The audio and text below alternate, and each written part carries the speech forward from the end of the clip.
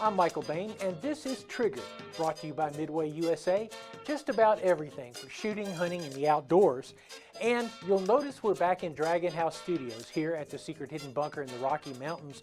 And behold, finally, a 458 SOCOM pistol. What we're going to do this week is pick up where we left off.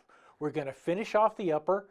We're going to put the bolt back together. We'll dump some parts into the lower. And then we'll go to the range to see if it goes bang. And if you remember, 458 SOCOM has been my problem child before. We're back here, a little forward here, and we want this to line up.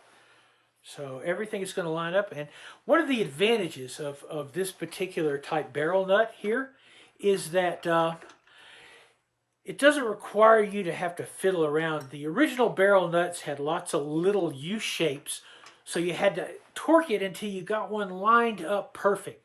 That's why when they say, oh, you can torque the barrel, they say you can torque it at 35, 50, 100, yeah, up to 80. Somewhere between 50 and 80, because you had to kind of line that up. So this guy goes here like that, and we keep going right there until we're absolutely straight.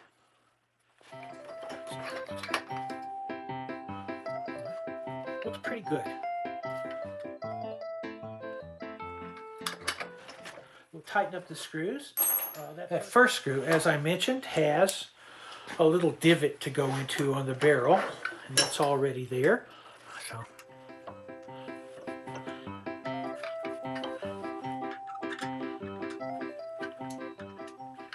So now we're going to get a different torque wrench and torque these screws in place.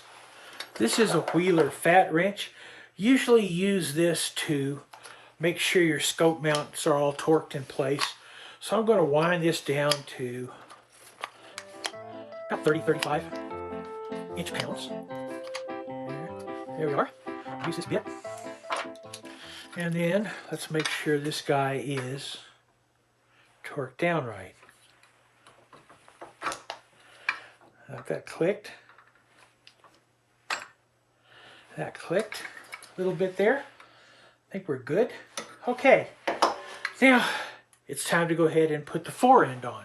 The fore end is from Cross Machine Tool, as I talked about a little earlier in the show. And it's held in place with this block. Essentially, this block fits up under there and clamps it in place. It's a pretty nice setup. So it would go, come back in here, and this guy will go here.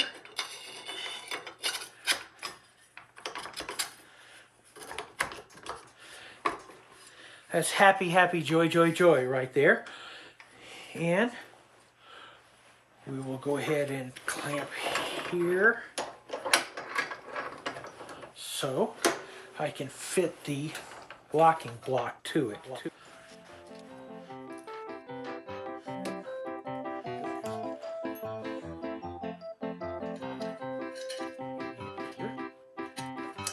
Spotlight.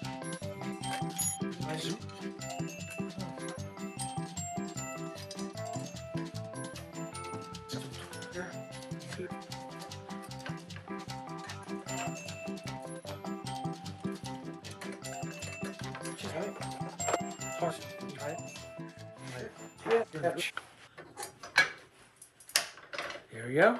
There we go. So we are now happily torqued in. What's the next thing we have to do here? Well, the next thing we have to do before we do the bolt is let's put that linear compensator on and not worrying about it. Let's see if this guy fits here.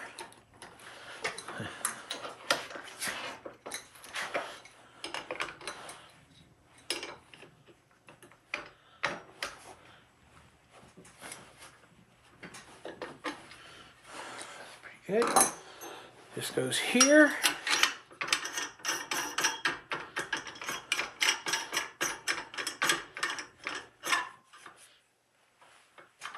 And voila, we have a almost finished upper. We got the hand guards in, we have the barrel in, we have the gas system in, everything is pretty good. So our next step is going to be to work on the bolt.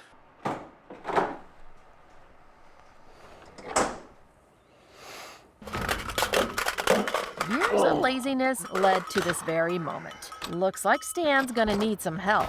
Let's get some organization in here. Some lighting, some security, some monitoring. That does look nice. Imagine that! There's more room in an organized vault. Keep your valuables organized, safe, and secure with Lockdown. Secure your lifestyle.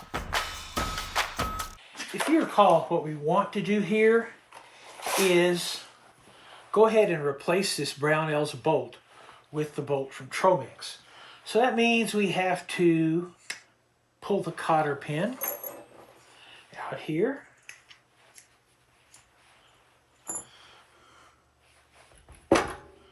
Pull the firing pin out. Let's see. Here's the bolt all the way back. This guy should come right out once we line it up. It's cold here. That slips right out, obviously, and then we should be able to withdraw the bolt. Bolt comes out. So now we have, this is the bolt that was in, and this is the Tromix bolt, which we're going to put right back in here. So we're going to go back. I had to take a quick time out to put a Band-Aid on. If I didn't cut myself, I wouldn't feel like I was getting full value. And by the way, it's cold. We're right in the middle of that storm that's freezing Texas. So we're going to put this bolt back in together. So the new bolt goes in. Pin goes here. Right there. Then we got firing pin. So the only thing left to do is wrestle the cotter pin in.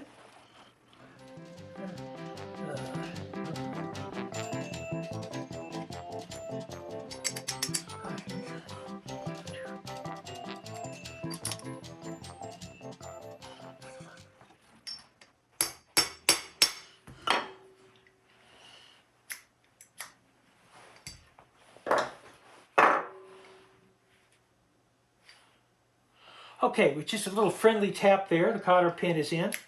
Bolt works.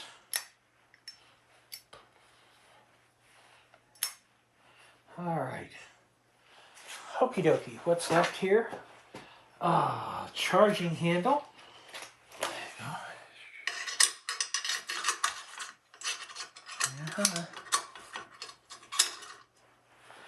And bolt in.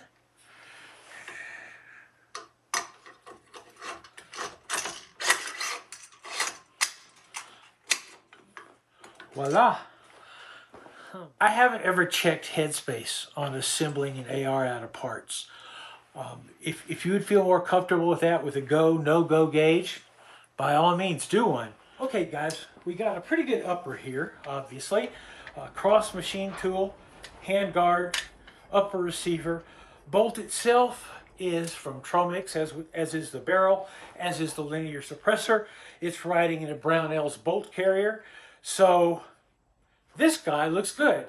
And eventually, a suppressor is going to replace this linear compensator. It's one of the reasons that I wanted to go with a pistol, 458 pistol, so I could suppress it and it wouldn't be unwieldy in the field. So this is the part that I really, truly, honestly hate, because this is the part that has itsy bitsy teeny weeny pieces. And they're pieces that I have pretty much, over the years, launched into low Earth orbit. Obviously, what we're doing here is we're going to put on this pistol buffer tube, screw that in.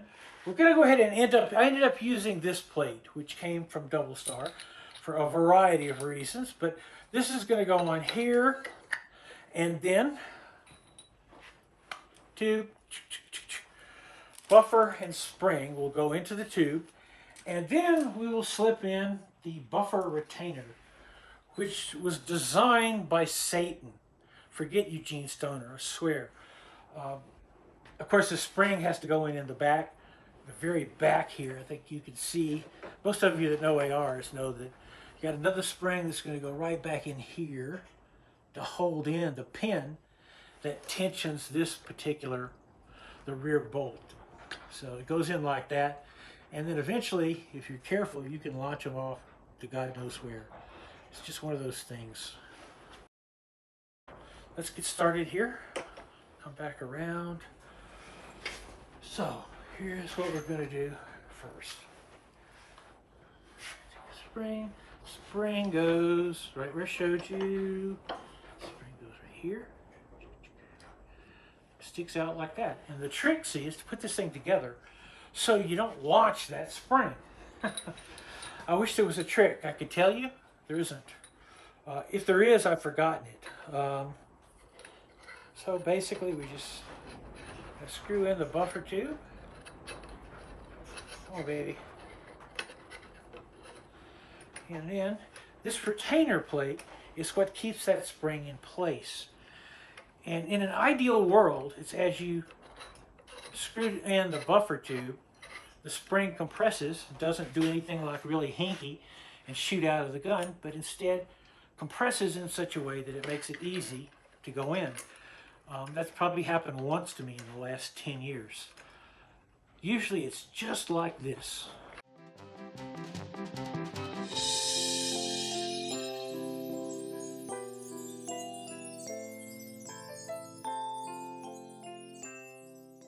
Okay, we're getting there.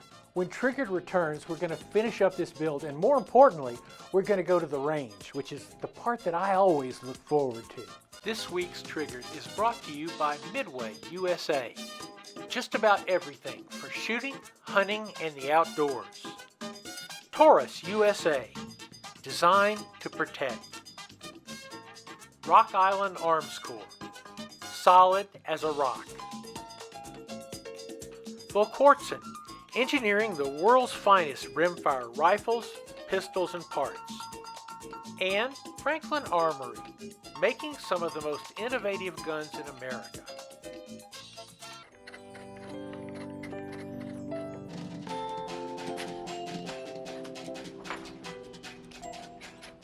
See, when it goes together perfectly, it was that spring, right? I got the spring that likes me. Now here's another tricky part here. All right, I'm using right now, I'm going to start off with a regular carbine, AR-15 carbine spring and buffer here. And we will see how that works out. What we have to do now then is slip the buffer retainer right down into that hole. So we're going to compress the spring, and then we're going to drop this retainer easily right into that hole. No problemo, right? A little bit easier on the sideways, I think.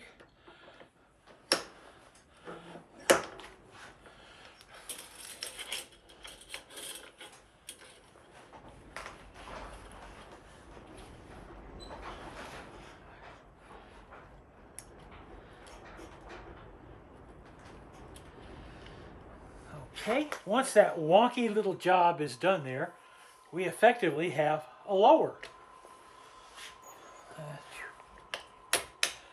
Pin's tight. That's pretty good.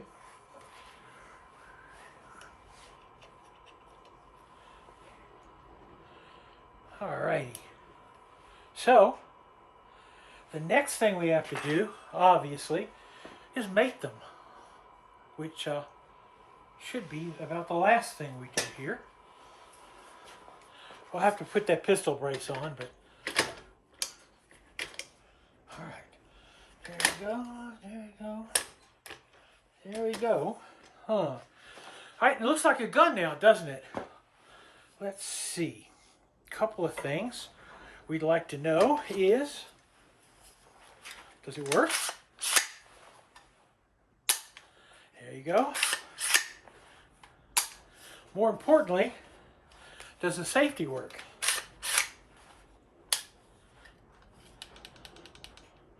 Safety works. Fire works.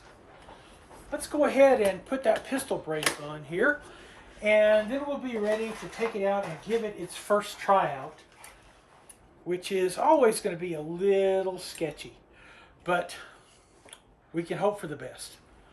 This guy goes on just like that, and then let's first find the wrench to work on this guy.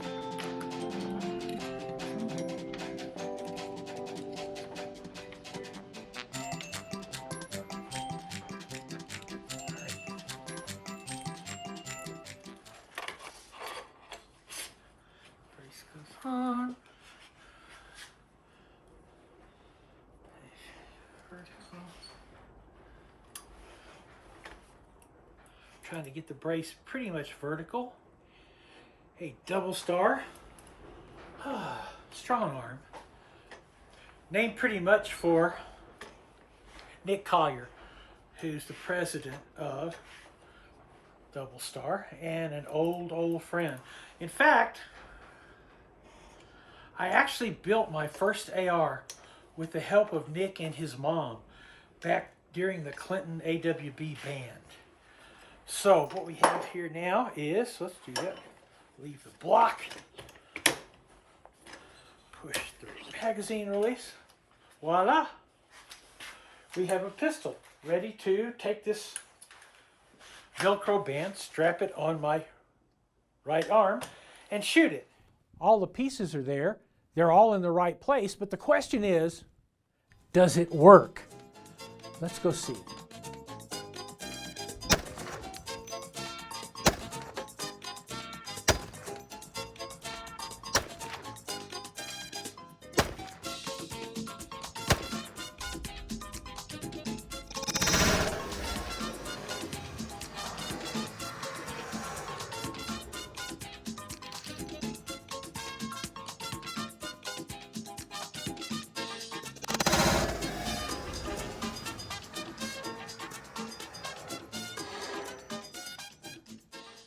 Well, not only did it go bang, but it went bang very, very well, which was honestly not exactly what I was expecting. A lot of time with bills, there's a certain tinkering factor that comes into them. Everything should be perfect, but it isn't. However, on this 458 SOCOM gun, not only is it working well, but it's running as smooth as any 458 that I've shot, and I've shot a bunch of them. Another thing that I think is really kind of surprising, and I haven't quite parsed this out, it seems to have less recoil than my carbines and the other carbines that I've shot, which is kind of odd. I've only run a couple of rounds through it. The full metal jacket, what you think of as the bargain basement 458, if anything that costs $2.50 a round can be considered bargain basement, and the Wilson hunting rounds, the 300 grain Barnes bullets. I've got a few other rounds to test, but like I said, ammunition is dear these days. I am surprised. I think, again, that this gun has a huge amount of potential. And as I said, we'll be tinkering with it over the summer. So, I'm Michael Bain. This is Triggered, brought to you by Midway USA. And remember, just about everything for shooting, hunting, and the outdoors, you can find us on michaelbain.tv or on YouTube. We will see you next week.